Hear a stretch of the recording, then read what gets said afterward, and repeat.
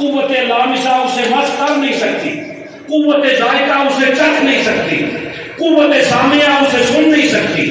یہ وہ قوم ہے جو موسیٰ علیہ السلام سے کوہ طور پر اللہ کا کلام سنتی ہے، تو سمجھے ہیں کبھی کہ وہ کوہ طور پر آواز کہاں سے آتی تھی جو موسیٰ علیہ السلام سنتے تھے؟ قرآن کو پڑھیں گے تو قرآن کہتا ہے کہ شجر سے آواز آتی ہے، شجر سے آواز آ جائے تو پکے مومن ہیں، اگر اللہ علی کی زبان پہ بول پڑے تو پھر پکے کافر ہو جاتے ہیں۔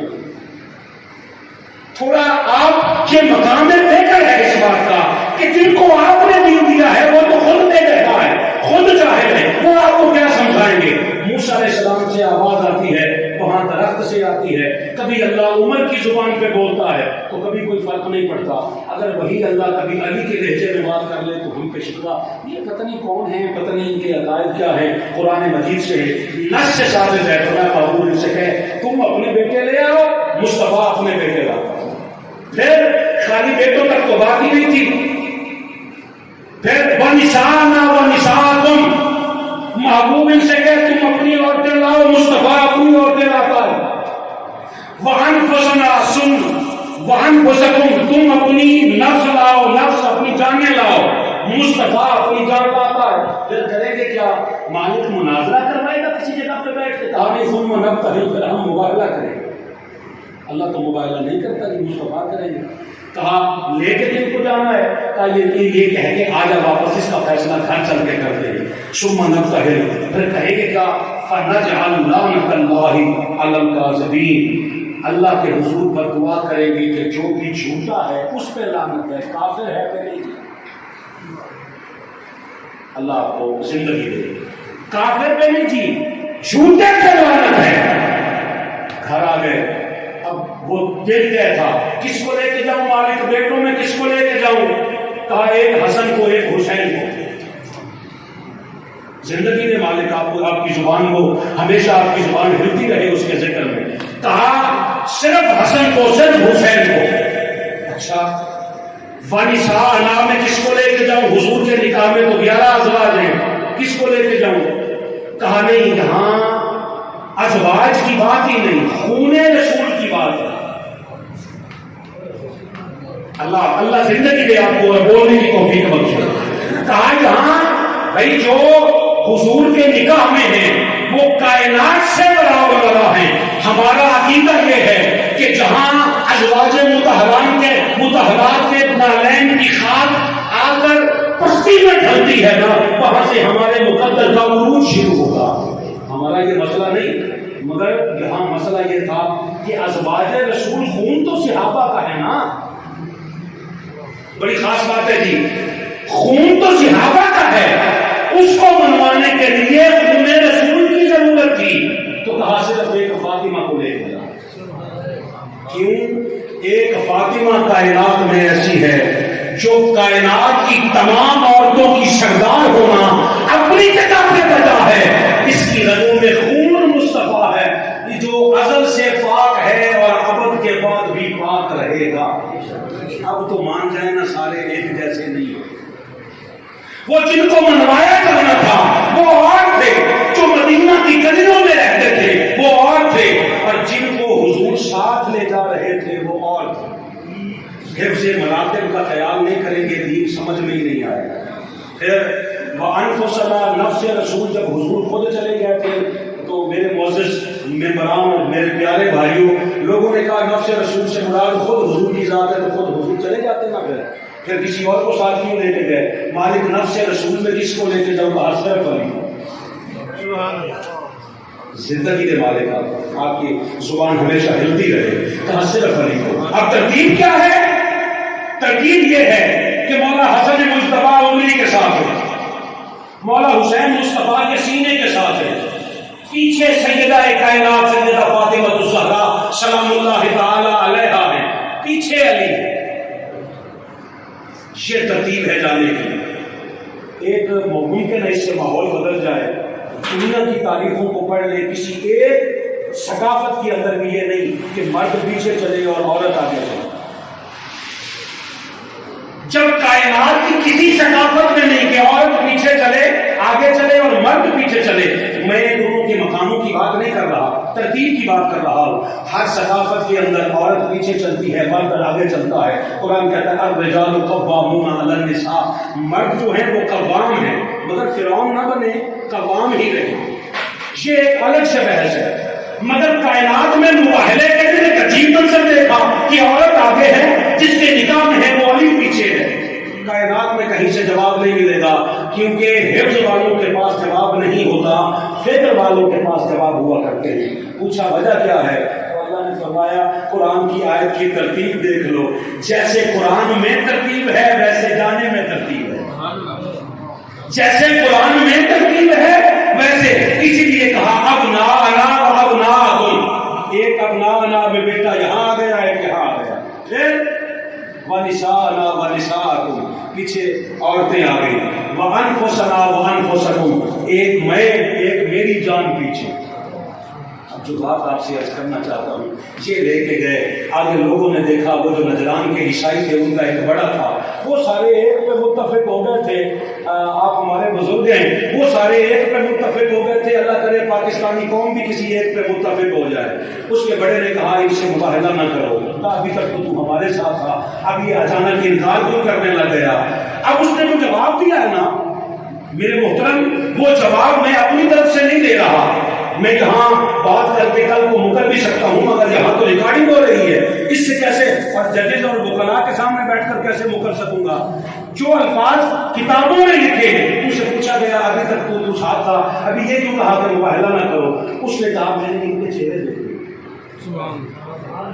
میں نے ان کے چہرے دیکھے. تو بھائی آپ کو چہرے دیکھنے سے کیا پتہ چلا ہے؟ ان کے چہروں میں معصومیت اتنی ہے, اگر یہ کہہ دیں گے نا مجھ سے تو اللہ اس پہاڑ کو اٹھا کر تمہارے اوپر پھینک دے.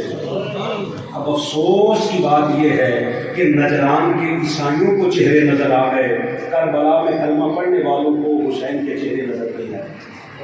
کیوں؟ آپ سمجھتے ہیں کلمہ پڑھ لیا تو مسلمان ہو گئے, نماز پڑھ لی تو کمال ہو گیا. پیارے بھائی, جب نماز کا کربلا میں وقفہ ہوتا تھا, یزیدی بھی نماز پڑھتے تھے, حسینی بھی پڑھتے تھے. تازی تازی ان کی کنڈیں ہوئی ہوئی تھی کیونکہ حج کر کے آئے ہوئے تھے. قرآن کی تلاوتوں کی ان کے خیموں سے آوازیں آتی تھیں. اب اصل جرم قصور جو اس کا یزید کا ہے وہ بتانا, یہ کیوں کہتا ہے کہ وہ بے نمازی تھا. بے نمازی تو ہم بھی ہیں, مگر آپ کو کوئی یزید کہہ دے تو تھپڑ دو مانیں گے کہ یہ بھی کوئی بات ہے, میں گناہ گار ضرور ہوں مگر یزید تو نہیں. اگر یزید کے اندر کچھ اور اس کی برائیاں تھیں تو وہ برائیاں تو معاشرے میں بدرجہ عدم پائی جاتی ہے, مگر ہم یزید نہیں ہیں. وجہ کیا ہے؟ وجہ یہ ہے وہ ہر ایک کو مانتا تھا, مصطفیٰ کے خون کو نہیں مانتا. جس پر نماز میں درود بھیجتا تھا اسی سے بیعت طلب کر رہا تھا. ہم کہتے ہیں یا ایھا الذین آمنوا صلوا علیہ وسلموا تسلیما. تم ترجمہ کرتے ہو سلموا صلوا وسلموا کا ترجمہ کرتے ہو کہ یا درود پڑھ لو یا سلام پڑھ لو. منہاج القرآن کہتی ہے تسلیما تکاؤ. درود بھی اسی ذات پہ ہے, سلام بھی اسی ذات پہ ہے, اور تسلیم بھی اسی حضور کے خاندان کو کرنا ہے. اگر حضور کے خاندان کو تسلیم نہ کرے تو نمازیں قبول نہیں ہوتی. وہ نمازیں پڑھ کے بھی باطل, روزے رکھ کے بھی باطل, حج کر کے بھی باطل, زکات دے کر بھی باطل, جہاد کر کے بھی باطل. اور ادھر ایک اور ہے جو 10 محرم کی صبح کو یزیدیوں کی صف میں تھا, اس نے جو فجر کی نماز پڑھی وہ باطل تھی, مگر ظہر سے پہلے اور نہیں. موسم بھائی اور آپ سارے جی قابل عزت, میں ایک لفظ کہنا چاہتا ہوں, میرا لفظ قیامت تک یاد رکھیے گا. اس میں لفظ یہ ہے, ہور نے دین نہیں بدلا, ہور نے ذہن بدلا تھا. حق سے باطل سے نکل کر حق کی طرف آیا تھا. حسین نے پوچھا خیر ہے اور کیوں آئے ہو؟ کہا ادھر مجھے باطل نظر آیا ہے, آپ کی طرف حق نظر آیا ہے. ہور نے نماز بھی نہیں پڑھی, ظہر سے پہلے شہید بھی ہو گیا, مگر پھر بھی علیہ السلام رضی اللہ عنہ ہو گیا. وجہ کیا ہے؟ ہم آپس میں الجھتے رہے تھے. وجہ تلاش کریں. وادی سنجر و اجمیر خواجہ ہند الولی کی معین الدین چشتی کی آواز آئی اور ان کی سمجھ نہیں آئی دین اصل حسین, دین پناہ اصل حسین. لوگوں سارے کا سارا دین حسین کی صورت میں تو وہاں موجود تھا, اور دین جس کی پناہ میں ہے وہ بھی حسین ہے. حسین کا اپنا ذاتی مقام نہیں ہے. حسین خون مصطفیٰ کی وجہ سے ہوگا. خون مصطفیٰ کی عزت نہیں کریں گے کائنات میں نہ نمازیں قبول ہوتی ہیں. نہ روزے قبول ہوتے ہیں، نہ حج قبول ہوتے ہیں۔ اب بالکل 1 سے آدھے منٹ کے اندر ہم گفتگو چھوڑنا چاہتا ہوں۔ 5 حق میں نے قرآن مجید سے پڑھے ہیں۔ اگر مجھے اجازت دے دیں تو میں 1 سے 1.5 منٹ کے اندر اپنی بات مکمل کر لوں۔ ذرا سنیے گا جی، کیا ہوا؟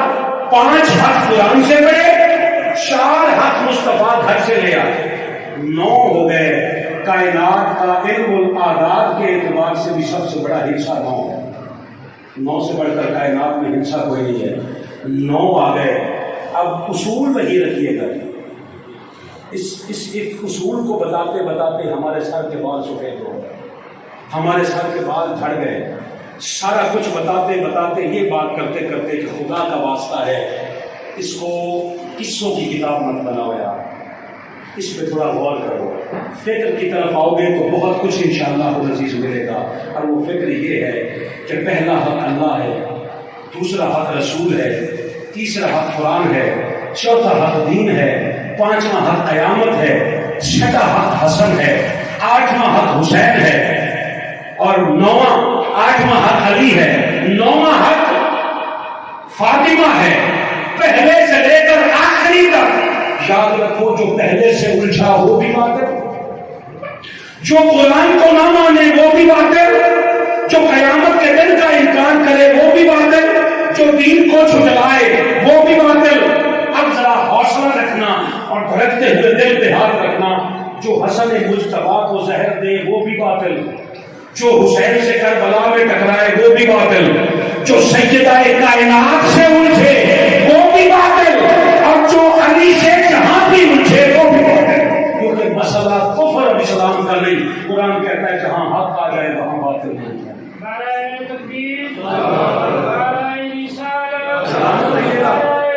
اللہ یہ سلامت رکھے، آپ کے ناموں کو سلامت رکھے، اور اللہ پاک ہمیشہ ہمیں اسی طرح مل بیٹھ کر حضور کی ثنا خوانی میں اپنا وقت صرف کرنے کی اب اللہ توفیق عطا فرماتا رہے۔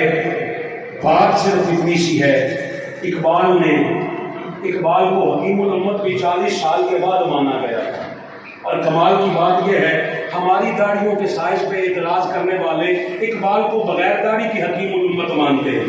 اقبال نے کہا تھا کہ محمد سے، اگلا لفظ آپ بولیں گے، وفا تمہیں، وفا کیسے ہوتی ہے بھائی؟ وفا خالی میلاد مصطفیٰ کروا کے ہی نہیں ہوتی، خالی نمازیں پڑھ کے نہیں ہوتی، اس دل کے اندر حضور اور حضور کی آل کی محبت ہو، حضور کے صحابہ کا ادب ہو، صحابہ میں اور آل میں فرق کا پتہ ہو۔ ایک ذمہ داران دین ہے، ایک تابع داران دین ہے۔ جو دین کے تابع دار ہوں وہ صحابہ ہیں، جو دین کے ذمہ دار ہوں وہ آل ہے، جو دین میں دعوت لے کے آئے وہ صحابہ ہیں، اور جن کے گھر سے دین نکلے وہ حضور کی آل ہے۔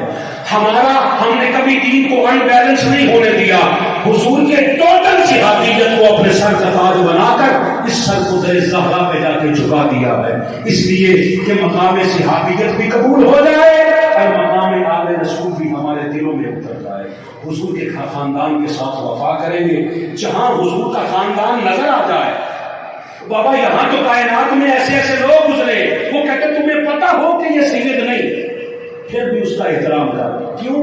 اس نے اپنی نسبت جوڑی ہے مصطفیٰ کے خاندان کے ساتھ، نہیں ہے تو وہ اپنا خود کہے گا۔ مصطفیٰ کا فرمان جاری کر، آپ ذہن میں رکھو، فرمایا اگر کسی میری سید کے ساتھ، میری آل کے ساتھ، میری آل کے کسی فرد کے ساتھ کوئی بندہ نیکی کرے اور میرا وہ بیٹا اس کا بدلہ نہ چکا سکے، فرمایا یاد رکھنا قیامت کے دن محمد اس کا بدلہ عطا کرے۔ سبحان اللہ۔ حضور کے خاندان کو تسلیم کریں، حضور کے خاندان کو مانیں، عزت دیں، جیسے ہمارے معاشرے میں ہم نے خود عزت دے رکھی ہے کچھ احباب کو، جس طرح وہ آ جائیں اور ہم کھڑے ہو جاتے ہیں، اس طرح حضور کے خاندان کو بھی اندر سے مانیں گے۔ کل قیامت کے دن وہ تو شفیع المذنبین کی ذات ہے، وہ آج جو عیب میرے کھلنے نہیں دیتے، کل وہ چاہیں گے کہ حشر میں میری رسوائی ہو، وہ حضور کبھی بھی رسوا نہیں ہونے دیں گے، مگر ہم سب کو آج کے دن ایک عہد کرنا ہوگا کہ ہم حضور آپ کے ساتھ، آپ کے خاندان کے ساتھ بلا مشروط محبت کا اور اطاعت کا اعلان کرتے ہیں، اور حضور آپ کے توسل سے اللہ کی حضور دعا کرتے ہیں